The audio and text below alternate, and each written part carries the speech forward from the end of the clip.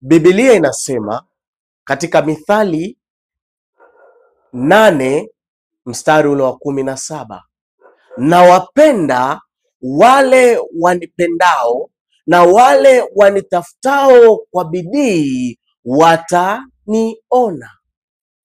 Haleluya! Unampenda Mungu?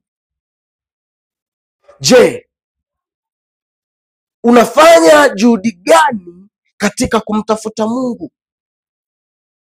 Je, Mungu umempa nafasi gani katika maisha yako?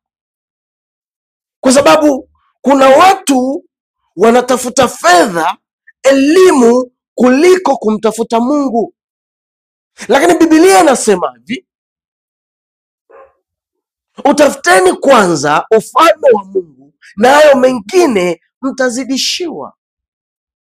Ikiwa kuna umuhimu katika kutafuta ufalme wa Mungu na hayo mengine tuzidishiwe, basi ni vyema Mungu kuwa namba moja katika elimu yetu, Mungu kuwa namba moja katika biashara, Mungu kuwa namba moja katika ofisi ulizoajiriwa, Mungu kuwa namba moja kwa kila kitu unachokifanya. Kwa sababu usipomweka Mungu kuwa namba moja, basi huwezi fungua milango ya baraka katika maisha yako.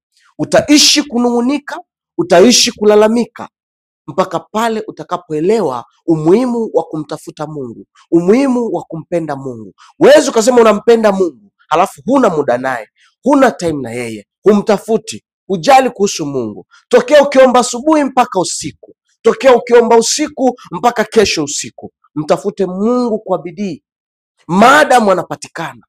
Kumtafuta Mungu ni kufungua milango ya baraka, ni kufungua milango ya mafanikio katika maisha yako. Wacha